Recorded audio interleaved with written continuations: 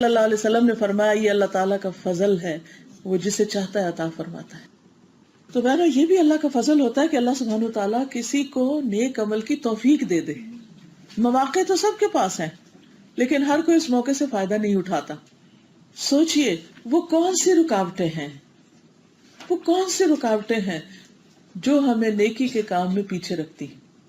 تو اگر آپ غور کریں گے تو سب سے بڑی رکاوٹ خود ہمارا اپنا نفس ہے، اس کی خرابیاں، اس کی انا، اس کے جھگڑے، منفی سوچ، منفی گفتگو، اللہ کی نافرمانیاں، حرام کاموں میں پڑنا، یہ وہ تمام امور ہیں جو انسان کو نیکی کی طرف بڑھنے نہیں دیتے۔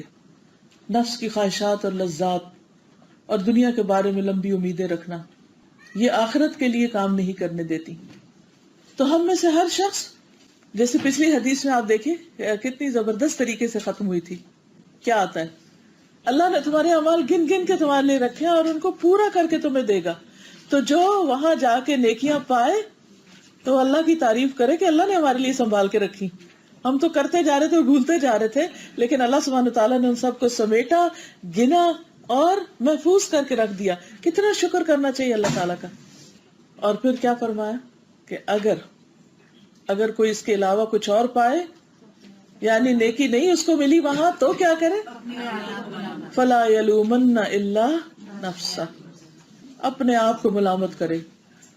اگر ہمیں نیکی کے موقع نہیں مل رہے تو کسی کو بلیم نہ کریں، کیونکہ جب تک آپ دوسروں کو بلیم کرتے رہیں گے آپ کبھی بھی نیکی میں آگے نہیں بڑھ سکتے، کبھی سبقت لے جا ہی نہیں سکتے، کیونکہ آپ کی سوچ کا انداز ہی غلط ہے۔ آپ اس راستے پہ چل رہے ہیں جو منزل تک پہنچا ہی نہیں سکتا۔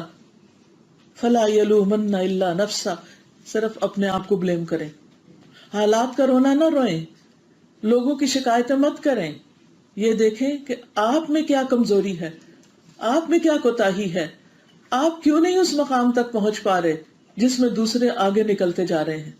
اپنی غلطیوں پر روئیں، توبہ استغفار کریں اور اللہ سبحانہ تعالیٰ سے نیکی کے مواقع اور فضل مانگیں۔ اور اگر اللہ تعالیٰ نے معاف کر دیا تو پھر کچھ دور نہیں، کچھ دور نہیں۔ اس کے لیے بہت ضروری ہے کہ ہم ایک طرف اپنے نفس کا محاسبہ کریں، دوسری طرف اللہ تعالیٰ سے دعا کریں کہ اللہ تو ہمیں ہماری غلطیاں دکھا دے، ہمیں نظر آ جائیں اور ہم ان کو مان بھی جائیں۔ کیونکہ بعض اوقات اگر کوئی ہمیں ہماری غلطی دکھاتا ہے تو ہم الٹا اس پر ناراض ہو جاتے ہیں، غصہ کرنے لگتے ہیں کہ تم نے یہ کہا ہی کیوں، یہ کیسے ممکن ہے، اور اپنے آپ کو تاویلیں دینے لگتے ہیں کہ یہ بات تو اس وجہ سے اور یہ ہم یوں اس وجہ سے کر رہے ہیں۔ تو یہ بھی دعا مانگے اللہ تعالیٰ سے کہ اللہ پھر ان غلطیوں کے، ان کوتاہیوں کے اعتراف کی توفیق دے، اور پھر ان پر توبہ کی توفیق دے اور ان کی اصلاح کی توفیق دے، تاکہ ہم محروم نہ رہ جائیں، پیچھے نہ رہ جائیں۔ دنیا میں بھی جب انسان کو کوئی سیٹ بیک ہوتا ہے یا کوئی کسی وجہ سے وہ پیچھے چلا جاتا ہے کسی دنیا کے ہی کسی معاملے میں، مال و دولت میں، اولاد میں یا کسی بھی چیز میں، تو یہ چیز اس کو کتنا بادر کرتی رہتی، کتنا پریشان رکھتی۔ لیکن یہ تو چند دن کی بات ہے نا، آپ نے دیکھا ہوگا کبھی ہم ایک مسئلے میں پریشان ہوتے ہیں، پھر وہ حل ہو جاتا ہے تو دوسرے میں ہونے لگتے ہیں، تو تیسرے میں۔ دنیا کا سلسلہ اور نظام تو ایسا چلتا ہی رہے گا، لیکن اصل چیز آخرت۔ یہاں تو اگر پیچھے رہ بھی جائیں تو تھوڑی اور پش دے کے ہم آگے بڑھ جاتے ہیں، لیکن آخرت میں تو کوئی پیچھے رہ گیا تو اسے کوئی چیز آگے نہیں کر سکتی، وہی ملے گا جو کر کے بھیجا ہوگا۔ تو اس لیے ہمیشہ نیکیوں کے لیے حریص رہنا چاہیے، جیسے صحابہ کرام نیکیوں کے لیے حریص تھے، شوق رکھتے تھے۔ اور یہاں پر جو وہ نبی صلی اللہ علیہ وسلم کے پاس مل کر آئے اپنے مسئلے کے حل کے لیے، تو ان کا مقصد حسد کرنا نہیں تھا اہل مال سے۔ اس سے صحابہ کرام کی خوبی پتہ چلتی تھی کہ مال ان کے نزدیک کوئی بڑی اہمیت نہیں رکھتا تھا۔ انہوں نے یہ نہیں کہا کہ یا رسول اللہ صلی اللہ علیہ وسلم کچھ لوگ تو اتنے مالدار ہیں اور وہ تو ایسا ایسا کر رہے ہیں، ہمیں کوئی نسخہ بتائیے کہ ہم بھی مالدار ہو جائیں، اوور نائٹ ہم بھی کوئی کروڑ پتی ہو جائیں۔ ایسا کچھ نہیں انہوں نے پوچھا، انہوں نے پتا تھا یہاں اگر بلینئر بھی ہو گئے تو سب کچھ ادھر ہی چھوڑ کے جانا ہے نا، سو واٹ، اگر اسے خیر کے کام میں نہیں لگایا۔ نہ انہیں اللہ کی تقدیر پر کوئی اعتراض تھا کہ ان کو کیوں مل گیا، ہمیں وجہ بتائی جائے، ایسا بھی نہیں۔ ان کا فوکس کیا تھا، فوکل پوائنٹ آپ دیکھیں، ان کی عقل مندی کیا تھی، سمجھداری کیا تھی کہ پھر ہم کس طرح نیکی کمائیں، ہمیں کوئی طریقہ بتا دیا جائے کہ ہم بھی اس درجے کو پہنچے۔ ان کا مطلوب اور ان کا مقصود کیا تھا؟ جنت کے اعلیٰ درجات، کہ وہاں تک پہنچنے کا طریقہ بتا دے، whether it is through مال اور something else، کہ اصل میں تو جانا وہاں چاہتے ہیں، اس کا شوق ہے۔ عزیز بہنوں، سوچئے ہمیں کس چیز کا شوق ہے، ہماری تڑپ کیا ہے، ہم کہاں پہنچے، ترقی کے کس مقام کو، کس درجے کو، کس ہائٹ کو، کس بلندی کو، اور کس چیز میں، چند دن کی ہے یا ہمیشہ رہنے والی۔ تو مالداروں سے آگے نکلنے کا شوق سب کو ہونا چاہیے، لیکن صرف مال میں نہیں، اور چیزوں میں۔ یعنی عام طور پر کوئی اگر مالدار سے آگے نکلنا چاہتا تو مال میں ہی نکلنا چاہتا ہے، لیکن یہاں ان کا شوق کیا تھا کہ ہمیں کوئی نیکی بتائی جائے کہ جس کی وجہ سے ہم ان سے بھی آگے نکل جائیں۔ نیکیوں میں آگے نکلنے کا حکم ہمیں دیا گیا ہے قرآن مجید میں۔ آپ دیکھیے سورۃ البقرہ آیت نمبر 148 میں اللہ سبحانہ وتعالیٰ فرماتے ہیں فَاسْتَبِقُوا الْخَيْرَاتِ، فَاسْتَبِقُوا الْخَيْرَاتِ، نیکیوں میں ایک دوسرے سے آگے بڑھو، یہ اللہ کا حکم ہے۔ اَيْنَمَا تَكُونُوا يَأْتِ بِكُمُ اللَّهُ جَمِيعًا، جہاں بھی تم ہوگے اللہ تم سب کو لے آئے گا۔ ان اللہ علی کل شیء قدیر، بے شک اللہ تعالیٰ ہر چیز پر پوری طرح قادر ہے۔ لشیء قدیر، ہر شخص کا کوئی نہ کوئی سینٹر آف لائف ہوتا ہے جس کے لیے وہ دوڑتا ہے، اور جو اس کی زندگی کا مرکزی نقطہ اس کو مسلسل حرکت کرنے پہ مجبور کرتا ہے۔ جیسے ستارے سیارے ایک سینٹر کے گرد گھومتے ہیں، ایون ایک چھوٹا سا سیل جو ہے اس کے اندر بھی ایک نیوکلس ہوتا ہے، مرکزی نقطہ ہوتا ہے۔ تو ہر شخص کی زندگی میں بھی ایک مرکزی نقطہ ہوتا ہے جس کے گرد اس کی ساری ایفرٹس گھومتی ہیں۔ تو ہم سب کو بھی سوچنا چاہیے کہ وہ کیا ہے جس کے لیے ہم دوڑ رہے ہیں۔ کیا واقعی وہ فاستبقوا الخیرات ہے؟ کیونکہ ہم کہیں بھی دوڑ رہے ہوں گے، اینما تکونوا یأتی بکم اللہ جمیعا، اللہ تم سب کو سمیٹ لے گا، اکٹھا کر لے گا، واپسی اس کی طرف ہے۔ تو اس لیے سوچو۔ سورۃ الحدید کی آیت نمبر 21 میں اللہ تعالیٰ فرماتے ہیں سابقوا الی مغفرۃ من ربکم وجنۃ عرضها كعرض السماء والارض اعدت للذین آمنوا باللہ ورسلہ ذلك فضل اللہ یؤتیہ من یشاء واللہ ذو الفضل العظیم۔ اپنے رب کی بخشش اور اس کی جنت کی طرف ایک دوسرے سے آگے بڑھو۔ تو دوڑنے کا مقام کیا ہونا چاہیے، کیا فوکل پوائنٹ ہونا چاہیے؟ بخشش اور جنت، جس کی چوڑائی آسمانوں اور زمین کی چوڑائی کی طرح ہے۔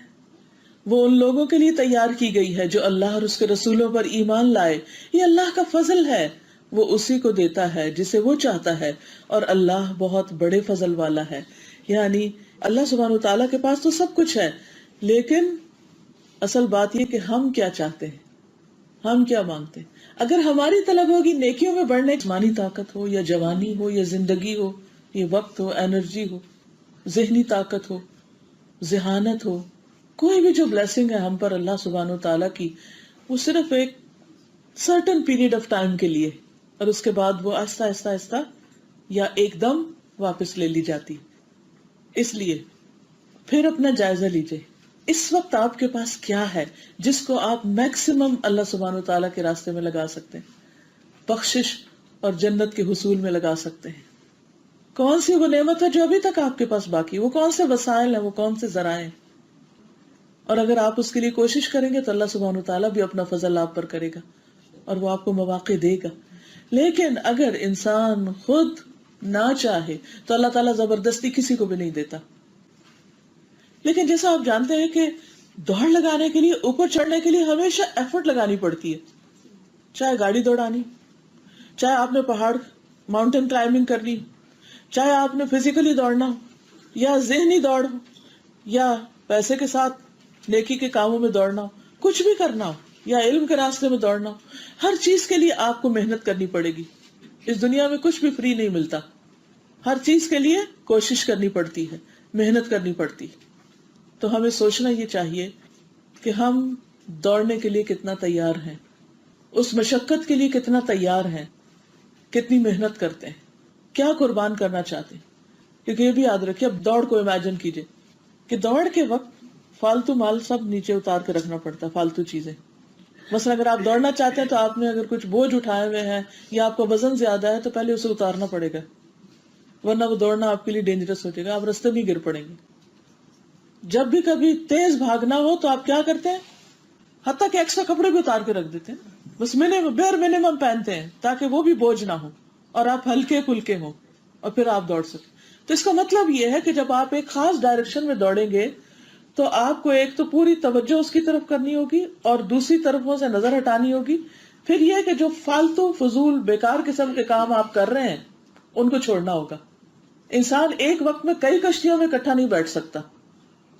اگر آپ کبھی ایک میں بیٹھ رہے ہیں، کبھی دوسرے میں، کبھی تیسرے میں، مثلاً روڈ پر 3 گاڑیاں جا رہی ہیں اور آپ کہتے ہیں میں تینوں کا مزہ لوں، کبھی ایک میں بیٹھتے ہیں، کبھی دوسرے میں، کبھی تیسرے، تو کیا ہوگا؟ اور تھوڑی دیر کے بعد گاڑیاں رکیں گی، پھر آپ گاڑی چینج کریں گے، پھر آپ بیٹھیں گے، پھر اتریں گے، سارا وقت اسی میں چلا جائے گا. تو آپ کو چڑھنے سے پہلے ہی دیکھ لینا چاہیے کہ کس گاڑی میں بیٹھنا ہے آپ نے، اور پھر اس میں بس بیٹھ گئے تو اس کو پھر چلاتے چلے جائیں.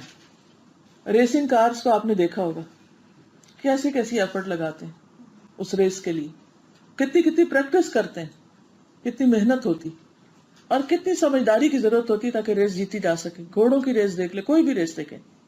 تو اگر ہم اس ریس میں شامل ہونا چاہتے ہیں مغفرت اور جنت کی، تو پھر ہمیں دیکھنا چاہیے کہ کون سی چیزیں رکاوٹ ہیں، کون سی چیزیں چھوڑنی ہوگی اور میں چھوڑ سکتی ہوں، اور کن چیزوں کو مجھے پرائرٹائز کر کے ان کے اوپر فوکس کرنا ہے تاکہ میں منزل تک پہنچ سکوں، which is very very important. انبیاء علیہم السلام کیوں چنے ہوئے لوگ تھے؟ کیونکہ ان کی زندگیوں میں نیکیوں کے لیے رغبت تھی اور نیکیوں میں دوڑتے تھے. ان کا سارا تھکنا نیکی کے کاموں میں ہوتا تھا اور سلو موشن نہیں تھے کہ ہاں اچھا کر لیتے ہیں جب ہمارے حالات اچھے ہوں گے. ایسے لوگ حالات کا انتظار بھی نہیں کرتے. انہیں جب نیکی کے موقع کا پتہ چل جاتا، نیکی کی جگہ کا، نیکی کے کام کا، تو پھر وہ فوراً اس کے لیے متحرک ہو جاتے ہیں. سورۃ الانبیاء 89 کو پکارا، اے میرے رب مجھے اکیلا نہ چھوڑ، تو سب وارثوں سے بہتر ہے. تو ہم نے اس کی دعا قبول کی اور اسے یحییٰ عطا کیا اور اس کی بیوی کو اس کے لیے درست کر دیا. بے شک وہ نیکیوں میں جلدی کرتے تھے. ان کی خوبیاں کیا تھی؟ وہ نیکیوں میں جلدی کرتے تھے اور ہمیں رغبت اور خوف سے پکارتے تھے اور وہ ہمارے لیے عاجزی کرنے والے تھے. کانوا لنا خاشعین، یعنی جو عاجز مزاج ہوتا ہے، جو جھکنے والا ہوتا ہے، وہی دوڑتا ہے. دوڑنے سے پہلے آپ نے کبھی پوزیشن دیکھی دوڑنے والوں کی؟ کیسے کھڑے ہوتے ہیں؟ ایسے تھوڑی کھڑے ہوتے اکڑ کے، الرٹ، پوری طرح فوکسڈ، اور کان لگا کے کہ ادھر سے سیٹی بجے تو ادھر دوڑ پڑے، ادھر ادھر نہیں دیکھ رہے ہوتے.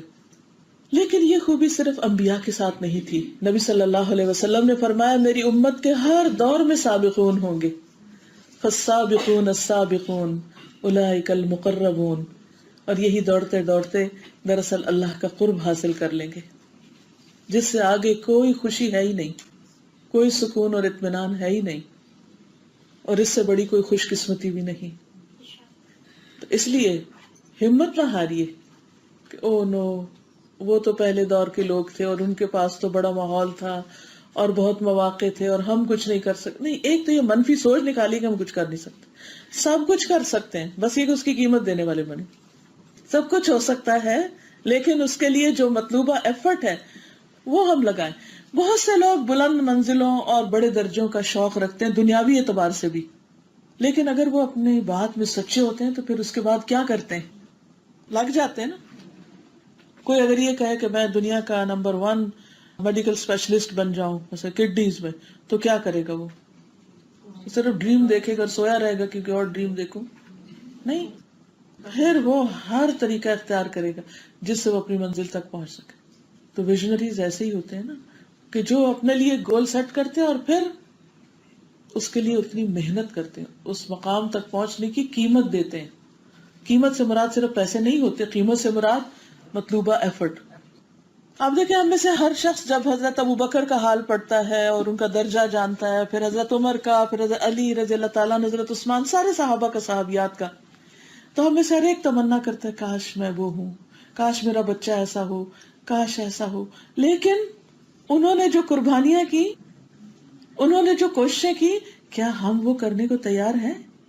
جو کچھ انہوں نے اللہ کے راستے میں دیا، کیا ہم بھی دینے کو تیار ہیں؟ ادھر ہمارا دھیان ہی نہیں جاتا. ہم صرف تمنائیں اور آرزویں کرتے ہیں. تو کوئی کام صرف تمنائیں کرنے سے تو نہیں آتا. تو اکثر لوگوں کی تمنائیں بہت بڑی بڑی ہوتی ہیں لیکن اس کے لیے محنت نہیں کرتے، ادھر ادھر کی چیزوں میں بھٹکے رہتے ہیں اور اصل کو بھول جاتے ہیں. تو صرف تمنائیں اور آرزویں کرنے سے کچھ بھی نہیں ملتا، ورنہ تو ساری دنیا وہ حاصل کر لیتی جس کی وہ تمنا کرتی ہے۔ تو محنت اور صحیح ڈائریکشن پہ محنت، جہاں جانا ہے اسی ڈائریکشن میں گاڑی چلانی پڑے گی، اور گاڑی چلانے کے لیے اتنا پیٹرول بھی ڈالنا پڑے گا، اور صحیح گاڑی کا بھی تعین کرنا پڑے گا